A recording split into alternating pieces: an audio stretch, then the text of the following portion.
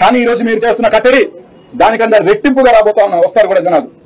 ఈ రోజు మేమేదో సింపుల్ గా జగన్ అన్నని జైల్లో పరామర్శించి ఈ రోజు చేయాలనుకుంటే మీరేదో కట్టడి చేయాలనుకుంటున్నాను. రేపు జిల్లా అంతా కూడా ఏ విధంగా తరలి రావాలని వస్తారని ప్రతి ఒక్కరిని కూడా కోరుతా ఉన్నాం. మీ కేసులు చూసి భయపడు, లేకపోతే ఇంకో దేనికో భయపడు, ఎవరు సిద్ధంగా లేరు. అలాగే పోలీస్ యంత్రాంగాన్ని కూడా మేము ఒకటే చెప్తా ఉన్నాం. ఈరోజు బాగానే ఉంది, మీరు రాజిస్తున్నారు. కొంతమంది మేము రిటైర్ అయిపోతాం, మాకు ఇష్టం వచ్చినట్టు ఈ రోజు 1 year లో రిటైర్ అయిపోతాం, 2 years లో రిటైర్ అయిపోతాం, కాబట్టి ఎవడో ఒకరిని ఎత్తుకొస్తాం, వాళ్ళ చేత కన్ఫెషన్ రైట్ చేస్తాం, మేము వెళ్ళిపోతాం అనుకుంటున్నారేమో. ఏముండదబ్బా, మీరు రిటైర్ అయిపోయిన తర్వాత మీరు సామాన్య పౌరులే. ఇదే కేసులు పోలీసులు కూడా పెడతారు. ఈ రోజు మీరు చూపించారు కదా, ఐజీ ర్యాంక్ వాళ్ళనే మీ మీద కేసులు పెట్టినప్పుడు ఇదేం కాదు, అందరూ కూడా మళ్ళీ వస్తారు. కాబట్టి మీరు ఇచ్చిందే మళ్ళీ వెనక్కి వస్తుంది. మీరు ఎంత గట్టిగా ఇస్తే అంత రెట్టింపు వస్తుంది. రాజులు చాలా మహా చక్రవర్తులు అనుకున్న వాళ్ళు కూడా కాలగర్భంలో కలిసిపోయిన వాళ్ళు. రాజకీయాలలో ప్రజలు శాశ్వతం, ప్రజలు నిర్ణయిస్తారు. ఈ రోజు మీరు చేస్తున్న అరాచకాలు, మీరు చేసిన అక్రమాలు తప్పకుండా మూల్యం చెల్లిస్తారు కూడా అందరూ చెప్తా ఉన్నాం. కాబట్టి రేపు జరగబోయే కార్యక్రమానికి మీరు కేసులు పెడతారు, ఇంకేమేమి పెడతారో మీరు పెట్టుకోండి. ఇది ప్రజల హక్కు. ఒక నాయకుడు వస్తుంటే ఆ నాయకుడికి మద్దతు తెలిపే హక్కు ప్రతి ఒక్క పౌరుడికి ఉంది, ప్రతి ఒక్క కార్యకర్తకు ఉంది. ఈ హక్కుని చాలా రాసే హక్కు పోలీసులకు కూడా లేదని చెప్పి నేను తెలియజేస్తా ఉన్నాను. ఏం జగన్మోహన్ రెడ్డి గారు ఏమైనా అరాచక శక్తే?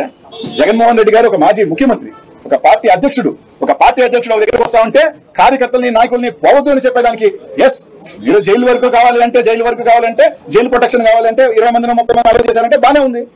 కానీ రోడ్లు ఎవరు రాకూడదు, ప్రకటించేదానికి రాకూడదు అని చెప్పే రైట్ ఎవరికి ఉందని అడుగుతున్నా. ప్రజాస్వామ్యంలో డెమోక్రసీలో ఏ పౌరుడైనా సరే రోడ్డుకు రావచ్చు, అది రాకూడదు అని చెప్పి నోటీస్ ఇచ్చే హక్కు మీకేముంది? మీకు రైటే ఉందని అడుగుతా ఉన్నా.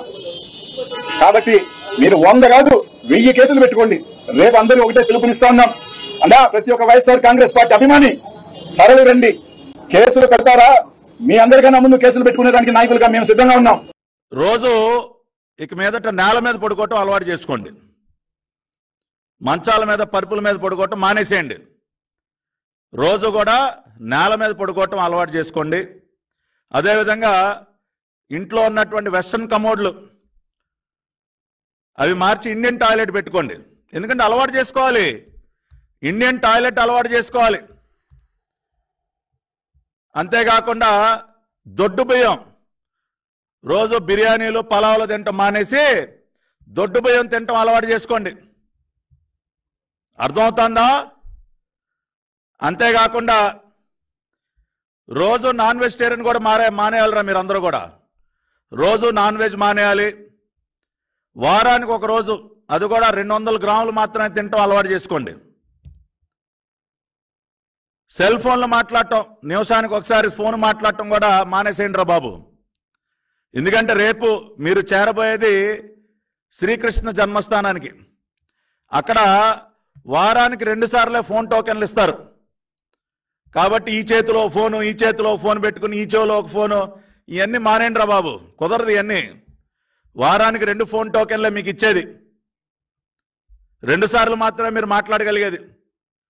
అంతేకాకుండా సాయంత్రం 6 గంటల తర్వాత ఏదో గదిలోకి వెళ్ళి మీకు మీరే తలుపేసేసుకోండి.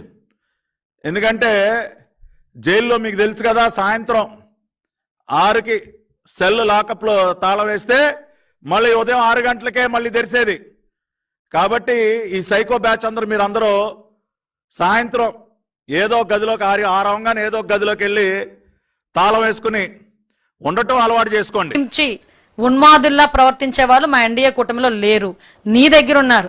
నీకు చెప్తున్నా, సోషల్ మీడియాలో నోటుకొచ్చినట్టు మాట్లాడి ఎలాగైనా ఒక పిచ్చ ఆనందం పొంది, రాక్షస ఆనందం పొంది, నేను ఎక్కడో కూర్చుంటాను, ఎక్కడో ఐడి పెట్టి నేను ఇక్కడ ఎక్కడో కామెంట్ పెడతాను, నన్ను ఎవడు ఏమి చేయలేడులే అనుకుంటే వాళ్ళకి చెప్తున్నా సప్త సముద్రాలు దాటున్నా కూడా బుద్ధి జ్ఞానం ఉంటే మాట్లాడడం మానేయమనండి.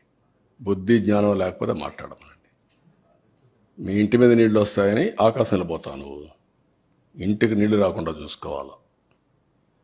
ఊరికే మర్యాద చెప్తే మర్యాద కూడా లేదు వీళ్లకు. మర్యాద తెలుసుకునేది నేర్చుకోవాలి. ఇంకొకసారి మాట్లాడితే ఆ నాలుకలు తాళాలు వేయాల్సి వస్తుంది. వాట్ నాన్ సెన్స్, ఏంటి తమాషగా ఉంది. ఇన్నింటి వాస్తవాలు లెక్క పెట్టుకుంటూ రాజకీయం కోసం అసహ్యమైన రాజకీయాలు చేస్తారా మీరు?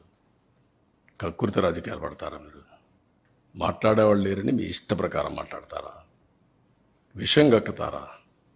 ఎందుకంటే విషయాల మీద ముక్కు పెట్టి రాసుకోవాలి మీరు. తప్పుడు పనులు చేసి కొంచెం పాలిష్డ్గా మాట్లాడుతున్నాం. పాలిష్డ్గా మాట్లాడితే వాళ్ళకి ఎక్కదు. ఎక్కని వాళ్ళకి ఏం చేయాలో కూడా చేసి చూపించాల్సిన అవసరం ఉంది. అదే జరుగుతుంది రేపు. మనం చూశారు మీరు, అక్కడ పోతే వీళ్ళని ఏం చేశారు. అదే జరగాలి రాష్ట్రం. అనిల్ని చేత మాట్లాడించిన సజ్జల రామకృష్ణారెడ్డి గారు నాదా క్యారెక్టర్ కాదు. ఇలాంటి ఫోన్లు నాకు రావటం ఎక్కువగా చేశావంటే సజ్జల రామకృష్ణారెడ్డి గారు నెల్లూరు రూరల్ నుంచి నేరుగా వీడియో కాల్లే నీకు వస్తాయి. గుర్తుంచుకో. నిన్న ఉదయం చెప్పా మీకు ఏమని, ఏం చేస్తారు, మీడియాకి లీకులు ఇస్తూ ఉన్నారు. కోటంరెడ్డి అరెస్టుకు రంగం సిద్ధమని, రండి రా అని పిలిచా.